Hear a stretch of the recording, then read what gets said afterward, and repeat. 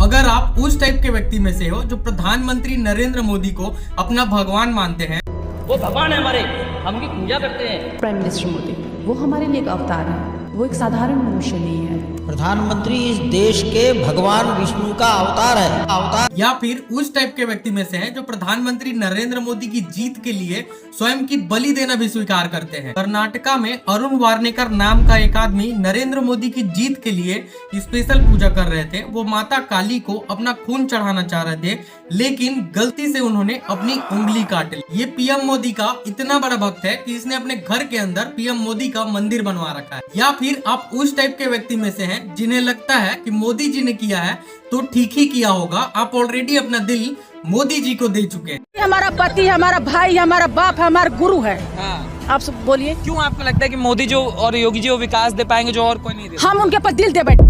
लेकिन अनफॉर्चुनेटली ये अकेले नहीं है। इन मैडम जी को देख लीजिए। बीजेपी के टिकट पर तो कुत्ता भी खड़ा हो जाए हम जिता देंगे। ये सच है, अगर कुत्ता भी आएगा उसको भी जिताएंगे। ये तो फिर अंधविश्वास नहीं, भक्त हैं, अंधविश्वास नहीं है, हम भक्त हैं। सोच कर देखो दोस्तों कि आज आप जिस कैंडिडेट को मोदी जी के नाम पर वोट करोगे, क्या गारंटी है कि वो कैंडिडेट आपके क्षेत्र की विकास कर पाएगा। इस पर कुमार विश्वास ने एक बहुत ही अच्छी बात कही है। किसको वोट देनी चाहिए हमें? मेरे ख्याल से हमको पार्टियों की बजाय अच्छे लोगों को वोट देनी चाहिए। क्योंकि क्या होता है कि अगर अच्छे लोग पार्लियामेंट असेंबली में हो जाएंगे तो पार्टियां भी बाध्य होकर अच्छे लोगों के अनुसार पॉलिसी बनाने पे बाध्य होंगी। जी अभी हम क्या सोचते हैं कि बलात्कारी है लेकिन हमारी पार्टी का है तो चुप रह जाओ, चोर है पर हमारी पार्टी का है तो चुप रह जाओ, भ्रष्टाचारी है पर मेरी जाति का है तो चुप रह जाओ। बीजेपी के सत्ता में आने से आज पूरा देश हिंदू और मुसलमान में टूट चुका है।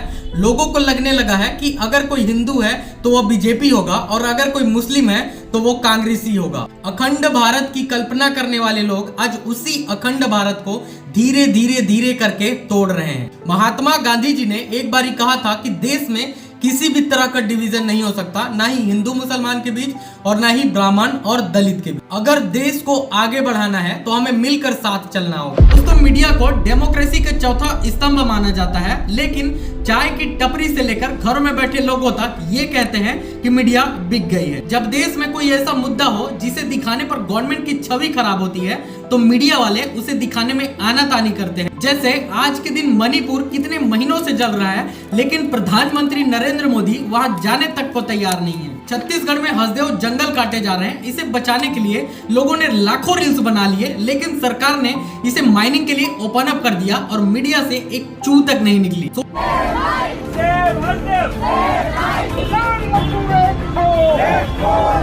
सोच कर देखो कि देश के किसी राज्य की 10% जनसंख्या सड़क पर आकर प्रोटेस्ट करे तो ये कितनी बड़ी बात होगी। लद्दाख में 30 लाख से भी ज्यादा लोग प्रोटेस्ट कर रहे थे। इनफैक्ट सोनम वांगचुक, दोस्तों ये वही सोनम वांगचुक है जिन पर 3 इडियट फिल्म बनी है और आमिर खान ने इनका किरदार निभाया है। लद्दाख को बचाने के लिए सोनम वांगचुक पिछले 21 दिनों से आमरण अनशन पर बैठे थे, लेकिन प्रधानमंत्री नरेंद्र मोदी वहां एक बार विजिट करना तक जरूरी नहीं समझे। आज के दिन पूरी मीडिया का अंतिम संस्कार हो गया है। मोदी सरकार जनता के पैसे से एडवर्टाइजमेंट के नाम पर इन टीवी चैनल को पैसा देती है और ये टीवी चैनल जनता की ही आवाज को दबाने का काम करते हैं। आज सारे इन्वेस्टिगेशन एजेंसी केवल एक पार्टी के इशारों पर नाच रहे हैं। पिछले साल 14 ऑपोजिशन पॉलिटिकल पार्टी ने सुप्रीम कोर्ट में ये कंप्लेंट किया था कि कैसे बीजेपी ईडी और सीबीआई का गलत इस्तेमाल कर रही है ऑपोजिशन लीडर के खिलाफ। जब भी किसी ऑपोजिशन लीडर पर करप्शन के आरोप लगते हैं और यदि वो बीजेपी ज्वाइन कर लेता है, अचानक से उसके खिलाफ केसेस बंद कर दिए जाते हैं, मानो बीजेपी कोई वॉशिंग मशीन हो और उसके खिलाफ सारे केसेस को धो डाली हो। वॉशिंग पाउडर मोदी,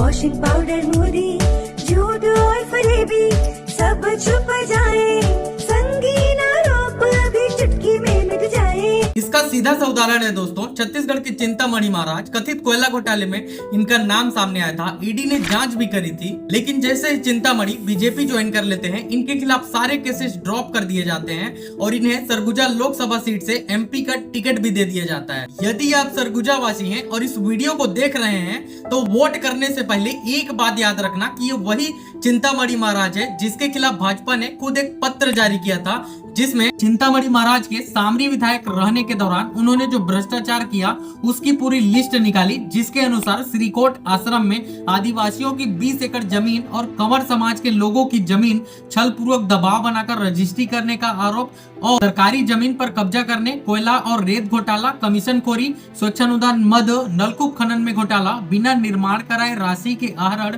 और धान खरीदी में गड़बड़ी करने के आरोप। विधायक रहते हुए इन्होंने इतने सारे घोटाले किए और अब तो ये सांसद बनने जा रहे हैं। अब अगर सांसद बन जाते हैं तो पता नहीं क्या क्या घोटाला करेंगे। ऐसे व्यक्ति को प्रधानमंत्री मोदी सरगुजा की पावन धरा में 5 साल में एक बार आकर वोट देने की अपील करते हैं। ऐसे व्यक्ति से विकास की उम्मीद केवल और केवल एक मूर्ख व्यक्ति ही कर सकता है। सोच कर देखो दोस्तों कि कल को ये आपकी जमीन पर कब्जा कर लेंगे तो क्या प्रधानमंत्री मोदी जो 5 साल में एक बार आते हैं वो आपको न्याय दिलाने आएंगे? हम बहुत ही आसानी से भूल जाते हैं कि कैसे बीजेपी ने छत्तीसगढ़ में करोड़ों का घोटाला किया, लेकिन गूगल नहीं बोलता। आप एक बार टाइप करो, बीजेपी के सारे कुकर्म आपके सामने आ जाएंगे। छत्तीसगढ़ में बीजेपी ने जो भ्रष्टाचार किया वो 1 लाख करोड़ से भी अधिक है, लेकिन केंद्र में बीजेपी की सरकार होने के कारण एक भी घोटाले की जांच नहीं की गई। गरीबों के राशन का 36,000 करोड़ का नान घोटाला, चिटफंड घोटाला, जिसमें छत्तीसगढ़ की भोली भाली जनता से 6,000 करोड़ से भी अधिक रुपए चिटफंड कंपनियों ने लूट लिया। लेकिन क्या आप जानते हैं कि 6,000 करोड़ का स्कैम होने के बाद भी इसकी जांच क्यों नहीं की गई? क्योंकि इसमें खुद तत्कालीन मुख्यमंत्री रहे डॉक्टर रमन सिंह, उनके सांसद पुत्र रहे अभिषेक सिंह, उनकी पत्नी वीणा सिंह इस स्कैम में शामिल थे। डॉक्टर रमन सिंह ने अपने कार्यकाल के दौरान दशकों से चली आ रही आबकारी नीति को बदल दिया और 2012 से 2017 के बीच शराब ठेकेदारों से मिलकर 4400 करोड़ का शराब घोटाला किया। लेकिन प्रधानमंत्री मोदी एक बार भी इस शराब घोटाले की जांच करवाना तक जरूरी नहीं समझे और आज दिल्ली के मुख्यमंत्री और उप मुख्यमंत्री को इसी तरह की शराब नीति के लिए जेल में डाल दिया गया। गौ माता को भी नहीं छोड़ा बीजेपी वालों ने। 15 साल में रमन सिंह ने गौ माता के नाम पर 1677 करोड़ रुपए का स्कैम कर डाला, चारा और दवाई के नाम पर। और मोदी जी ने तो गाय की बीफ बेचने वाली कंपनियों को बंद करने के बजाय करोड़ों रुपए का इलेक्टोरल बॉन्ड के माध्यम से चंदा ले डाला। मोदी जी का केवल एक ही फंडा है, चंदा दो और धंधा लो, फिर चाहे धंधा गाय की मांस बेचने का ही क्यों ना हो। इलेक्टोरल बॉन्ड्स के डेटा से हमें पता चलता है देश की सबसे बड़ी बीफ एक्सपोर्टिंग कंपनी ने 5 करोड़ रुपए चंदा डोनेट किया शिवसेना को और 2 करोड़ रुपए चंदा डोनेट किया बीजेपी को 2019 और 20 में। इस कंपनी का नाम है Allana group, Allana cold storage, Allana sons private limited, कई सारी ये कंपनीज इस ग्रुप का हिस्सा है। इलेक्टोरल बॉन्ड मीट बेचने वाली, गाय भैंस का मीट बेचने वाली कंपनी 250 करोड़ रुपए चंदा दे रही है। कमाई कितना होगी सोचिए। अब सोचिए कितना गाय काटा होगा, वो कितना काटा होगा, आइडिया लगाइए बस। आस्था को तो आप क्षमा करा दिया, 1000 गाय काटा होगा तो उसको 1000-2000 करोड़ का प्रॉफिट आया होगा।